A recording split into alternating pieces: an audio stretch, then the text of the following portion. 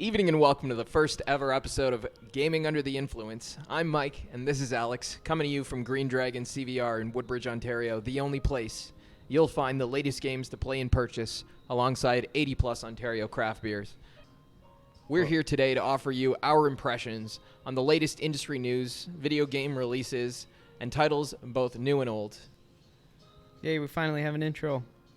What else are we doing? We're having a beer feature every week, as chosen by Michael. He's going to suggest a beer of his choice, and we're both going to talk about that for a little bit.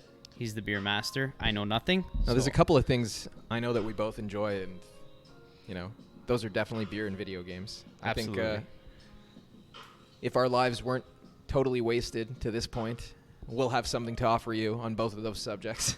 So stick around. I agree. Super interesting show for you today, covering the Anthem debacle. What the fuck else did you say? Apex Legends. Apex Legends, what about it? 50 million players in a month. It took Fortnite, according to the news article we'll pull up later, 16 months. Now, granted, Fortnite was a different game when it released versus what it is now, when they released Battle Royale after the fact. Anyways. What it is now, though, if I'm not mistaken, is a bit of a sinking ship, is it not? I think everything is a sinking ship after Apex Legends came out. Doesn't that just mean, though, those kind of games necessarily have an expiry date attached to them? I feel like every Battle Royale game will have an imminent expiry date coming up, like, shortly. It's a strange genre. We'll definitely return to this topic later. Yeah. Something I know we've both been eager to share our thoughts about Absolutely. for a long time. As I mentioned to him earlier, there's been plenty of chatter on the YouTubes regarding this lately. Which one, Anthem? Oh, regarding Battle Royale games breaking and games consoles? as a service generally. Okay. I think these topics are not entirely distinct, The fact that Anthem enough. launched in a broken state, the fact that Literally Apex Legends came out to breaking cannibalize many of PS4. its customers, like, before the fact, It's not a coincidence, right? I bet you, although I fucking can provide you with no evidence for this whatsoever, that EA had anticipated, like, a traditional marketing cycle ahead for Apex, but also anticipating the shit show that would be Anthem, they decided to, launch it early enough to head off. Launching Apex early? I imagine that would be the case. It launched to, no fanfare overnight. Honestly, no way around it. You can't.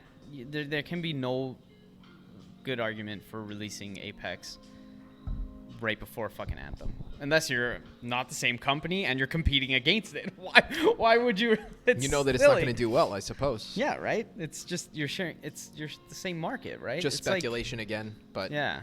can't help but wonder. No, it's stupid. It's ridiculous. Just Whatever. like fucking Anyway. Titanfall and They did the same Battlefield thing. one? That's right. Back years the other ago. year? Yeah. Titan Quest was apparently a good game too. Titanfall, yeah. Titan Quest, fuck Titan me. Quest. All right, so let's get into our beer today. Yeah, What did you pick for us, Michael? Today we're drinking Duplicitous Citra Dry Hopped Sour by Nickelbrook Brewing Co. from Burlington, Ontario. And this is a Goza, in fact. A Goza is a type of beer soured. This one's soured in a kettle. Soured beers are, in fact, they attain their sour taste due to the presence in the brewing process of additional microorganisms in addition to just typical brewer's yeast, ale yeast. I don't remember the name of it right now, but I thought you were full of shit, but yeah, the other organisms like are you know. yeah, man. The other organisms are called Lactobacillus, Pediococcus, Brettanomyces. There's other, I guess they're yeast mutations, but what they do, especially in a kettle sour, is they're inserted into the beer at some stage in the brewing process. In this case, before the boil, Okay. And they produce a certain quantity of lactic acid in the beer. And in the case of a kettle sour, when the desired quantity of sour taste has been achieved, they proceed with the boil. They kill all of the sour-producing bacteria, and the beer just goes on to ferment as normal. Now, there's another more expensive and time-consuming way of producing sour beer that is called mixed fermentation. Instead of adding the souring bacterium, the microorganisms at that stage in the brewing process before the boil in the kettle, they add it when they're going to add the normal yeast right at the end where they're going to ferment the beer, and then they stash it for a good fucking 6 months or something like that. The results are more unpredictable. They produce what people describe as more complex tastes, probably closer to wine than your average beer.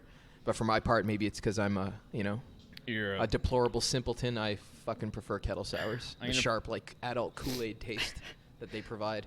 And the other thing about Gozas you might notice is that there's salt in the beer too. So just a little bit of salt. I didn't notice that. I was too busy pretending to understand everything you just said.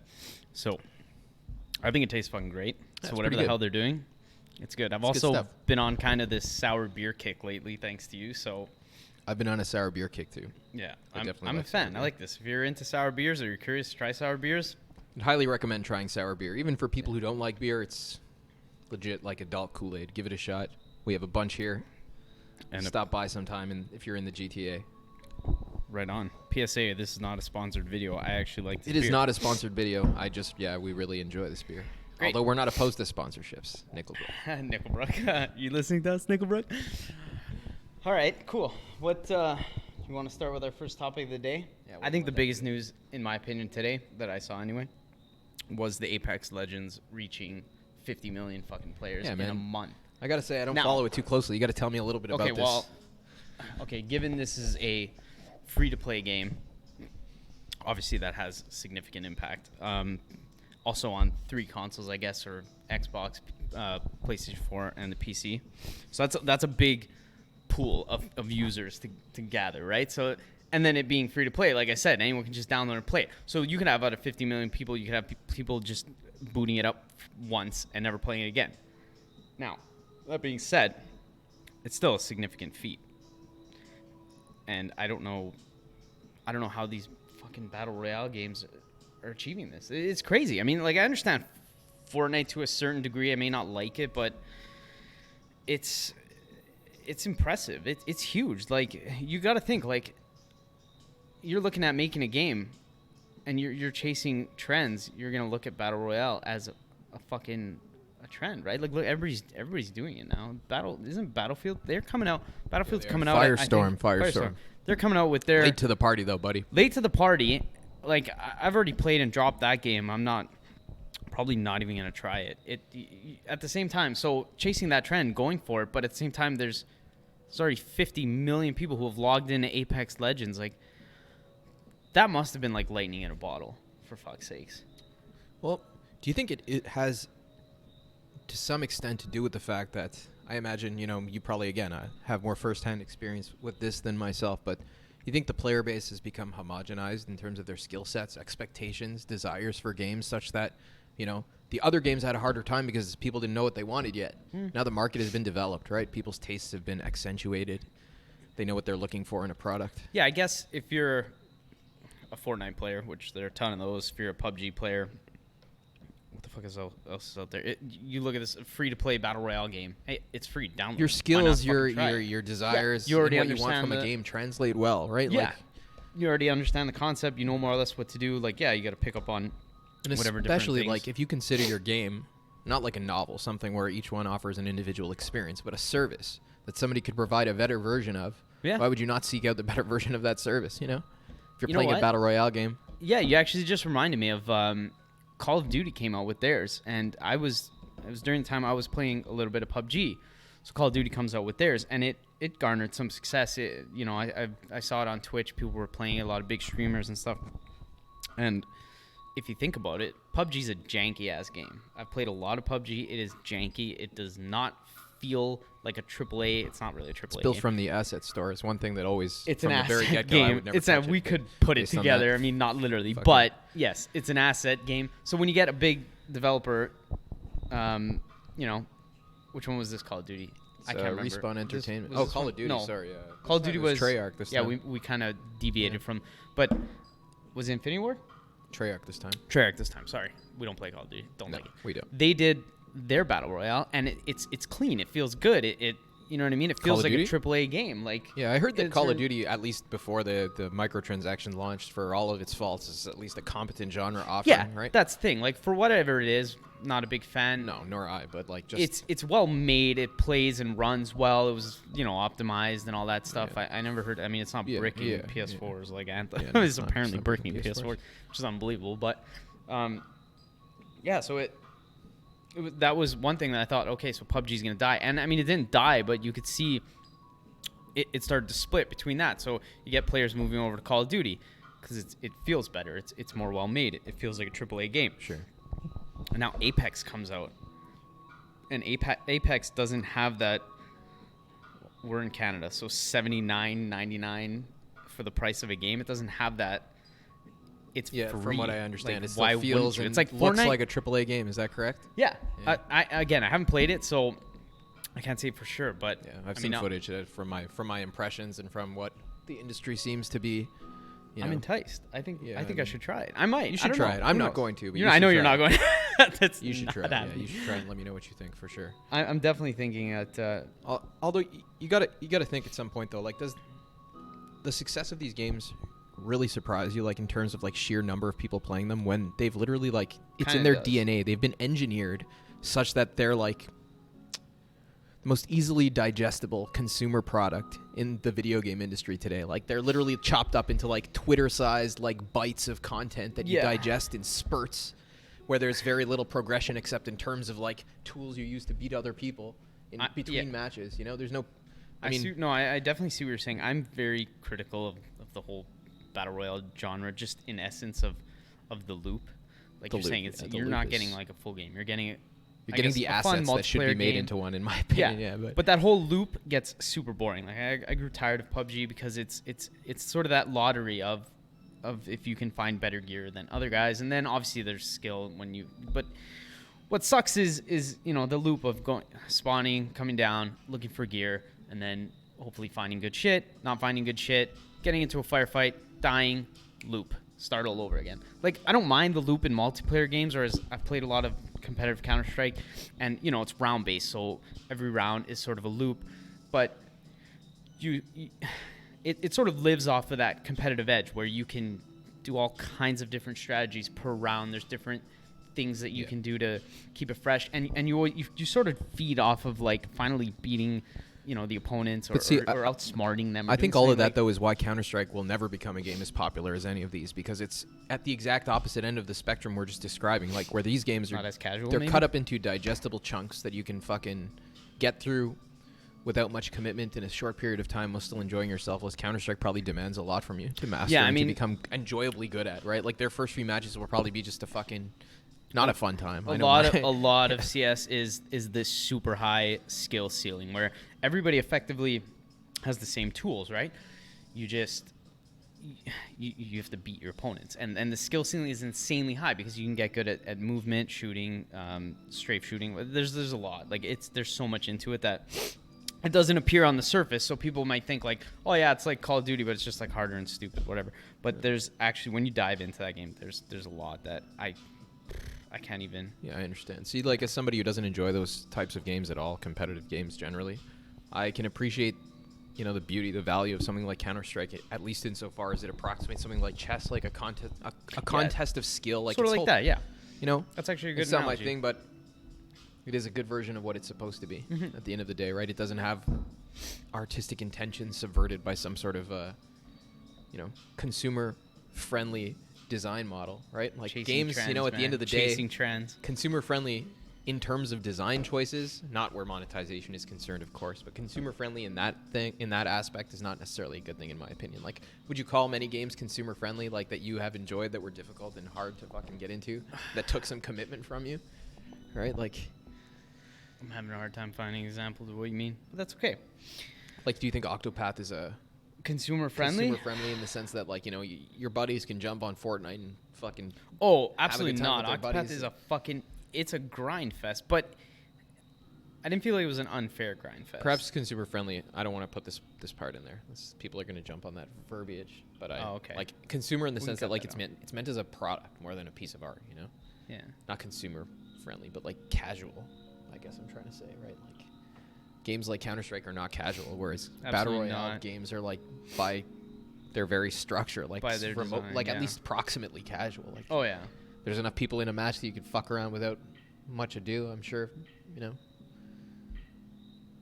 my general sensation on games like that, though, is that their purpose is to be a system that can be recurrently monetized. To get players together and get them going, and also that monetization. Or to provide a competitive mechanism, but it's not a beautiful thing in itself. It's at best a tool set, at worst a pachinko machine, It seems like Battle Royale was also designed to have that sort of microtransaction built into it, like you were saying, like have a store front behind it and have that kind of keep coming also for stuff like that, shit like that. On that note, Brings us to something I've been hearing a lot about this week, actually. You just mentioned these games are designed to just keep people coming back to a storefront, and I saw a number of videos on YouTube this week from various fairly popular channels, such as, even people like Clean Prince. What do you got brewing for us? Upper Echelon Gaming. Way Luke more popular Stevens, actually. channels Luke than ours. Stevens has a great YouTube channel. He does these either video essays discussing games or topics in games, or like these, shorter, like kind of commentary videos mentioning the news and the industry and stocks and stuff like that. But what all of these guys talked about this week in common was how service gaming generally is subversive to, the production of good games generally, right? Like in the sense that, games like this, games as a service, can be understood as involving first the launch of what you can understand as an MVP, a minimum viable product, something that they put together and they perfect solely to the point where it can be offered for sale without probably breaking any laws, Like for just minimum, being a piece like of this shit. is Yeah, a consumer minimum viable product. You can sell this, and it's right. not breaking any like. That's right. Yes, that's right. This information now, I'm quoting a guy called Upper Echelon Gaming. His channel. He did a video called "Games as a Service Are a Plague." Perhaps the most, not the most objective source of information on the subject, but I'm sure a lot of his. It's a neat surprise from Michael. Yeah. Anyways, talking about this, he presents these concepts at the very beginning. The first is this MVP concept that, in a live service gaming consists in. It's very like what it is the shipment of an MVP, a minimum viable product. And the more minimal it is, the better, because that's more shit later you can recurrently monetize. That's right. Yeah. Would I be an asshole to say like Destiny was one of the first games that came was out like that? It was, yeah. Like it was. Because that's all I remember hearing. Oh, about it is. Destiny Yeah, when it came out. It is. Yeah. Was that like definitely. why the fuck is the DLC so good? We have to pay for that. That's right. And But there you the go. actual That's your game answer was to it, right? like Because kind you of bought the DLC, like, but- hey, jump in, like this is it, and it's It's a cool, but like platform. you want more. Yeah, not it. And then all the DLC that came out after, people were like, it's good, we like it, and like, but you're constantly like drip feeding that to us, right? So what happens is a studio decides to make a live service game. They produce a minimum viable product, and their publisher usually assigns to the basically- project a person they call a closer, somebody whose job it is to come in and complete the project in the most cost-efficient manner, shipping the God. product in the most minimal state envisionable. Like that can possibly be, again, the least developed product you can ship without probably breaking any kind of laws, Right. or without So offending basically people to the point of not selling buying you, like- this. Right now, this other guy that I think his channel is excellent. I think anybody should check it out. His name is Luke Stevens. Great gaming channel. I don't think I've ever seen it. He did a video called "Game Stocks Are Signaling Change." We were discussing this earlier. The disparity in stock prices, big publishers and the prices of their stocks between 2018, where these kind of like attempts to insert these practices into games kind of peaked, according to him, and now when people reacted and in the wake of all of that stuff, their stock prices are dropping anyway. So like, generally the point is that in 2013, 2014, probably around the time that Destiny came out, people started to realize that this is a fucking great way you can make money. Like, these mechanics that we see in these games are around before, right? I don't know if you ever played Borderlands. I played Borderlands. I love Borderlands. I fucking too. love Borderlands Fantastic too. game. Yeah, Borderlands 1 was Everybody great, liked but that game. yeah, It's it was fucking an awesome. excellent game, Yeah. and it was a looter shooter. The kind of game that if it came out now, buddy, can you imagine If it came out what now, would be I done feel to like it? it would be It would be raped. bastardized Did you ever see that piece of South Park trash. episode with Indiana Jones being raped by? This is where we would play a clip of that, right? Yeah. Where they're like, "No, Indy!" Like, this is fucking. I That's can't what would say I've happen in seen that. Borderlands. That's what would happen now. But anyways, that game was excellent. It was a good example of games like this. But like, Destiny came along, I suppose. At least this is my take on the story, my observations on the industry. Like, after Destiny, people really realized there was room for monetizing those kind of games. And in Destiny's defense, it never monetized itself in the ways that other games do. It didn't like make it possible to. I mean, you could buy character levels and stuff like that. If you want to start an alt, you could buy a level 20 character. But I mean, in terms of buying power in the game and actually progressing, it didn't monetize those aspects, nor even any important cosmetic aspects. To be honest with you, mostly it was bullshit. Yeah, it was silly. But the fuck was I going with that? I lost my train of thought. I have a question. Yeah. Do you think moving forward, this will be sort of something that Do you think this will be something that more and more and more developers will try and sort of jump on the bandwagon with and make their games, or do you think this will sort of crash? Well, And they'll eventually stop making it because people will get fed up or whatever. the video I was just referencing, Luke Stevens there, he was of the opinion that a crash has already occurred, but he would describe it as a correction, not a crash. Like, A correction, right? in the sense that, in early 2018, EA stock was valued at around fucking $140 or $140 a share, a stock. I Is don't that know. like Somebody has to correct its me. peak or something? It was, some kind of peak, It's- buddy. yeah. That's right. Apparently it's higher than it was ever, and so was Take-Two stock, actually, Rockstar. Activision was much GTA lower. Online, that's yeah. a big moneymaker. Yeah, biggest entertainment property in history. It made $6 billion. Biggest entertainment property in human history. Why'd they even bother making Red Dead? $6 billion. yeah. But, what happened was these stock prices peaked because shareholders were of the opinion that this wave of monetization could continue unabated without customer reaction, was Luke Stevens' take on it.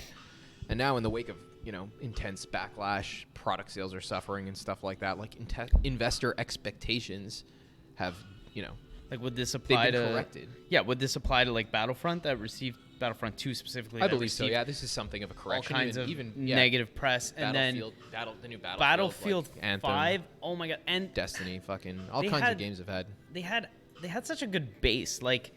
The maps in that game, some of them were good. Some of the shooting was really good, and it Battlefield felt 5? good. But all the crap behind it, we are not even going to touch. Yeah, the we're not gonna talk about that. disaster that came We're not behind gonna that talk game, about and that. it ruined it for me. We're not even going to go near that. Not even close. Yeah. But yeah, your question was, Yeah. what do I think is going to happen in the future? And I would assume that shit would continue to get worse. It's my nature to do so. But Luke Stevens is here to tell us that there is something of a correction occurring at the moment. That's good. Indicated by the stock prices of these companies, which have dropped from $140 Yeah, because to for a around $80. long time, yeah. people were saying EA is just keep going up and up, and they're just making more and more money, and we'll never stop them, right? Yeah. So, but see, the interesting thing is this, right? As investor expectations correct, there will be less pressure on people actually producing games to monetize them so intensively, right? Those Sort of expectations. take a step back, you're saying? Those share not- prices and the expectations of shareholders to see continual growth in their investment kind of force this the shit fucking just flows downhill and ends up on the heads of the developers who have to find some way of supporting that upward trend. And if Yeah. they don't, then fucking who knows? They're gonna get shut down, man. They're gonna lose their jobs. Yeah. EA. See you later. So- Respawn or not respawn? BioWare. That's right. Yeah. So if Hopefully expectations not. subside, We like BioWare, if believe it or not. if expectations equalize, then hopefully we will see on our end as game players, as people who play games, we'll see those practices subside with them, right? Right. There'll be less demand for developers to satiate shareholder desires for continued growth on their investment. All of these nefarious practices peaked at a certain point, and I think it was 2017, 2018. Luke Stevens again, he mentioned GTA 5 being the most profitable video game franchise or the most profitable rather entertainment property in the history of man. It's literally the most profitable entertainment artifact created by people in the history of the world. It made $6 billion That since it came spells out. Yeah. doom and gloom to me because Over as 100 great, million copies, buddy, that they sold. which is good. As great as GTA 5 was, and especially the single player story and all that shit, GTA Online was probably everything I hate about. Yeah. You But know, when I monetizing I video yeah, games. I don't even have to. It goes without saying. Yeah. Fucking so much. Do I agree with you? But Right? Buying shark cards and shit. yeah, This. the whole thing, buddy. It's fucked. Okay, we should move Without even touching all that shit, yeah. I think though one of the major factors inspiring this push industry wide towards games of this nature was something like probably Destiny, but also very much so GTA 5. GTA, yeah. GTA Yeah, it's 5, probably- big time. they- Big that time, big didn't- time. Yeah. They had a split, their revenue stream actually. Take-Two, as an example provided by this gentleman we were talking about earlier, they sold 100 million copies of GTA, but they split their revenue stream. They categorize it doubly. On the one hand, there's full game sales and recurrent revenue sales. And in earlier years, the revenue split was fucking something like 60-40 or sometimes even more in favor of recurrent games. Recurrent being the 40, right? Right. So they make 40% of their money on recurrent fucking just cheap ass, almost entirely profit based income, right? And now that number changed. In 2018, it was 70-30. And due to that change, their fucking share price plummeted too, right? So The point, though, Interesting. the point in bringing all this up is that investors see a relationship between those nefarious monetization practices and the value of the company, right? Like, and when the value of the company is higher, there's almost an impetus. Like, there's, people at the top are trying to force the guys making the games to implement practices in those games to keep the money coming in, right? At that same crazy rate. So if it's true that there's a correction that we've experienced, that things are equalizing, then maybe it'll get better in the near things future. come down, There's back been down something to of a earth little bit. backlash. Yeah, nowadays it's like almost like a dirty but then again, buddy, like the other consideration is like we only see our side of things, right? Like we see fucking all the gamers on YouTube and all of our friends and stuff being like, fuck this game, it's shit. But some people don't give a fuck about that. And it's those people that were sitting there making more money than they ever did. Their stock price was at an all-time high. They're like, I don't give a fuck if it's a good game or if people like it. People are buying it, right? Like people are spending. That's the thing. There's like this whole bubble on Reddit where people say, "Oh, stop buying EA's games." It's not going to change a fucking goddamn they'll thing. They'll take the microtransactions. They'll take all that stuff out of it, whatever. And then we are not the EA, people they're targeting, right? People that's the thing. Informed people. EA comes out and they're like, newsflash or games, whoever, right? People are buying all these things. Why would we stop releasing them, right? Like, so it's obviously that ecosystem of people. It's never gonna happen. But a correction is good. That is good, and hopefully, it'll lead to better games. I don't know, like I hope so too, or at least games that aren't so heavily monetized and bastardized. But I think at the end of the day, though, like bringing this all back to where we started, battle royale games I think are a symptom. Like battle royale games and they didn't help. That's service-based games sure. generally are a symptom of this movement towards live service games. Like even games that aren't battle royale games, like fucking what's it called, Sea of Thieves, Sea of Empty Thieves, Sea of Empty, Sea of Empty Thieves, a proto battle royale game, perhaps. Like just a world full of dudes, make your own fun kind of fucking thing. Like I've actually heard that some of the content that came out now for Sea of Thieves is fantastic, which is ridiculous because if it had released with content that people liked right off the bat, it would garner more success in the beginning. It would have more people playing it. People would have liked it instead of it released with terrible press because it was a shallow game and we promise we're gonna come out blah blah blah. And that's also, I guess, like a symptom of this style of making games. You're saying so you release a bare bones empty shell game that you don't give a fuck about the reception. You're like, exactly, this is a you don't platform. care. They're like, well, we're gonna come out. It's like over Fallout time. 76, awful, right? And then but we're gonna fix it and we're gonna come out with more stuff. I don't think that one's. We're in a weird fucking trend here. Yeah, it's definitely a bad trend, but it's not universal though. There are still developers who absolutely just don't put their feet in that kind of shit. They're not into it, man. So before we went way off the rails, I think that was pretty. Yeah. Started on Apex and got into all the stuff we wanted to talk about This is the all Battle stuff Royale that's genre. on our mind. It's great. Yeah, I think even to bring Anthem in, like Anthem is another example of this, right? Like it's not a game that's designed in any sense to be good or beautiful in itself. It's not made to please people. It's not made. Absolutely it's not made for any other consideration shallow than to shallow. be a fucking money machine. Yeah. An infinite money making machine, an infinite motion machine to make money. It's got all of the check marks. Just people calling it designed by spreadsheet. I think that's an apt thing. Like you do action A, check like fucking category C to see what the result is. Like feeding the like endorphins in your head. Like, just oh, you did it! dopamine Yay! drip, Here's like, a cool like fucking scrolling gun on your Instagram. Just yeah, boop, boop, yeah, boop. right. Oh, Feeding that buddy. sort of like incessant behavior people have. Imagine I don't even taking know if all that of the makes time sense. you could spend playing a terrible looter shooter and playing like a Final Fantasy game. It's always Much more enjoyable. better choice. Better sense of accomplishment, I think. We missed. It's all right. What was our next news article? I don't know. You tell me. What else you want to talk about today, I think, Alex? What have you been playing lately, buddy? You know what? I sat down and played Pokemon Let's Go a little bit last night, and I sort of changed my mind on what I thought about that. Now, I mean, to tell you, just to up, for those of you who don't know him, he didn't like it 2 days ago. Yeah, 2 days ago, I didn't like it. I was playing it kind of like a fucking idiot, to be honest, because typically when you play a Pokemon game, you sort of, in some way, fashion together a team, and then you more or less roll with that team. Obviously, you can take certain guys out and switch new Pokemon in, whatever. Very much traditional JRPG. Right? Like a party-based thing. Absolutely. Replacing the sphere grid with multiple Pokemon. Exactly. And different, what do you call them? Yeah. Yeah, so what I did was, because it was only the original 151, which is kind of stale for someone like me who's been playing since the original days. I decided I wanted to catch them all. So I was constantly shuffling Pokemon in my party to level them up, just to evolve them so I could like fill the fucking Pokedex, right?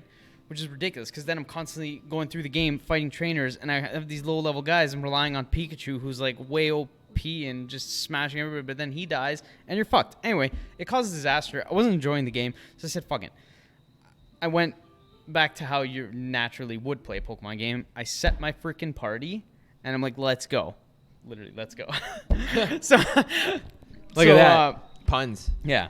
So I think I'm at the 8th gym. I'll probably beat it in the next few days, and it's been a lot better. It's been a lot more enjoyable. I kind of gave up on the collect-a-thon of like, okay, my goal for this game, I'm going to collect all the Pokemon and catch them all. But that was never a thing for me playing any of the main series games. So yeah, I literally have like 3 Pokemon. Yeah, right? Like, some of them I caught like 7, and I'm like, this is my team of 6. Let's go. And then one guy's just chilling in the box all fucking game, and too bad. Sorry, guy. But yeah, so I decided that I've enjoyed it mostly because in yearly releases in between the main series of games, they come out with like spin-off games and stuff. But none of these spin-off games were anywhere near the traditional core experience that I look forward to when a new game comes out. So even though this one's a little bit stale for me, because it's Kanto, and yes, it's the most beautiful version of Kanto they've ever come out with. The visuals are fantastic, especially for the Switch being the first home console Pokemon game. Like, there's a lot of excitement there, right? A lot of excitement, yeah. I feel you on excitement. So, but that being said, I was losing my train of thought here. This is why I write stuff down. So, let me ask you this: what do you do between battles? Sorry, hold on. It came back to me. So what I was saying was these. So because these spin-off games were never like that. So this being like that, but a watered-down version, I was a little bit disappointed, and I was kind of like, fuck this. It's not that great. But that being said, because this is as close to a traditional game, but also being somewhat watered down, somewhat catering to Pokemon Go fans and new fans who are bringing in because of Pokemon Go, it's probably the best spin-off version I've ever played. And it's absolutely serviceable for years in between when you're waiting for the next big game that will likely satisfy my palate a lot more with the original mechanics, the hardcore mechanics, whatever the fuck you want to call them. In that sense, I like it. I recommend it. It's new players, old players, some, really hardcore Pokemon players will be like, I don't want to play it. It's fucking casual shit fest. Whatever. Too bad for you. Fucking, I enjoyed it. I liked it. In that sense, I know a couple days ago I was down and out on it a little, but I was trying to catch everything, and I was struggling to get through with all low level. It was shit. Anyways, I'm back. I'm the Pokemon master again. I'm Good back. Man. I believe in you. You'll catch them all one day, right? Some other game. But let me ask you this: what do you do between battles, like between the gyms? You're not leveling up your Pokemon. You're not grinding out levels on your party. You actually just reminded me of one of my criticisms. I mean, typically there's not a terrible amount of in between gyms. Like, there's not a lot of content in any Pokemon game in between gyms. But they just Team Rocket shit going on. Yeah, there's the Team Rocket stuff. It's literally like basically playing Yellow again. So all that like story stuff is all there. You go to Team Rocket's hideout, but they just littered the game with trainers because there's no battles, which even in the main games don't really yield that much experience in general. Like, they littered the fucking game with trainers, so which is battle. Fine, yeah, you battle a lot. I mean, that's kind of the thing anyway. It's a Pokemon game. Works, yeah. There's not really a whole hell of a lot more than that. Light story stuff. Team Rocket or whatever team, depending on what game you're playing, you sort of take them down because your Pokemon are stronger, and then they kind of just run away after you beat them. It's kind of a ridiculous world, but that's Pokemon, and we love it for what it is, right? I do anyway. Glad to hear that, man. It's awesome. Yeah. Glad to hear that optimistic take on this game. Yeah. Definitely interested in trying it myself. It's kind of overburdened with the all the great titles that have come out in the past few months, man. Yeah, the Switch, the Nintendo Switch is 2 years old as of, what was that, yesterday?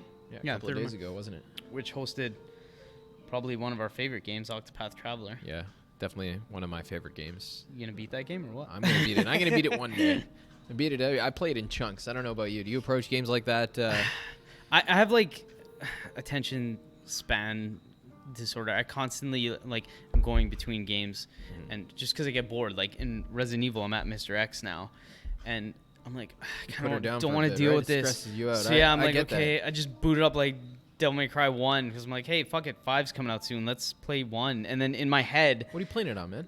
on the PC, yeah. In my head, I'm like, oh, cool. Like I got that new collection on the PC with all the HD games, whatever.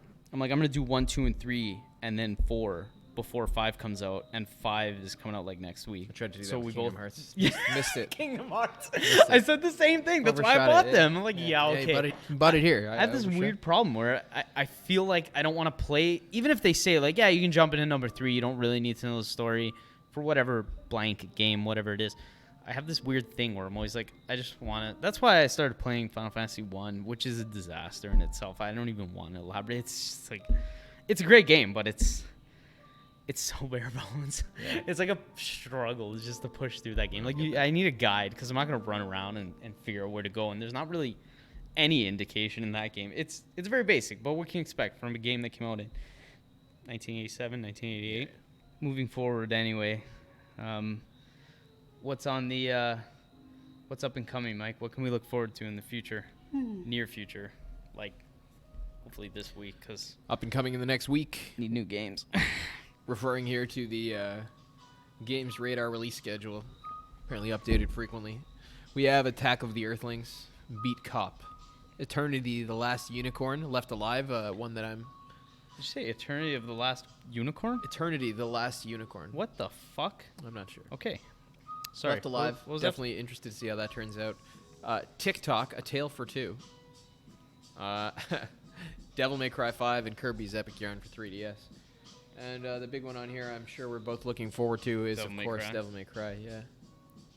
I mean, I'm pretty stoked on Kirby's Epic Yarn. Not Did you actually. play Kirby's not Epic actually. Yarn? Not. No. I'm sure it'll be a good. You know what? Good on. Kudos to Nintendo for. I don't think that's a brand new game though. Yeah. That's Not a Wii brand new title game, or yeah. something. I think it was released on Wii or Hey man, something. at least they're supporting the fucking 3DS for all the kiddies who can't. I'm down for that. This is something we talked Get a about in the Switch, past, yeah. but just briefly, like, there, you know, if you want to talk about recurrent monetization, at least it's better to sell old completed products than it is to sell new Updated on- shite ones. Yeah. Yeah. Fair enough. But yeah, Devil May Cry 5. What do you think about Devil May Cry 5? I think I am super excited for that game. Yep. Fan Fan of the olds? What did you say? March 8th? March 8th this Friday. Yeah. Definitely getting it here soon. Yeah, I'm definitely going to give that one a whirl. I like the other games. I probably put more time into 4 than any of the other ones. So you'll definitely be hearing from me, probably Mike too, about 5 after it releases. Very excited for 5, yes. Maybe if we get enough viewers in here, we can get us an early copy. You hearing us, Capcom? Send us an early review copy. Disappointed, of course, to hear about the fact that the red orbs are monetized resources. Yeah, what now. the fuck? Kind Whatever. of messes that. Although at the end of the day, kind of impact it's going to have. I'm trying to think about my experience playing the older Devil May Cry games and what it would have been like to play with no red orbs, because that's probably the situation we're going to be facing. I guess we'll touch upon that when the game releases. Once we have Let's our see how developed she's thoughts. balanced, boys. Yeah. What do you say? We want to close this up? I guess that's it. Well, as always, thank you for tuning in. Thank you for tuning in. Turning in. Thank you for turning in. Give us a like if you liked it. Yeah. Even if you didn't. I don't know.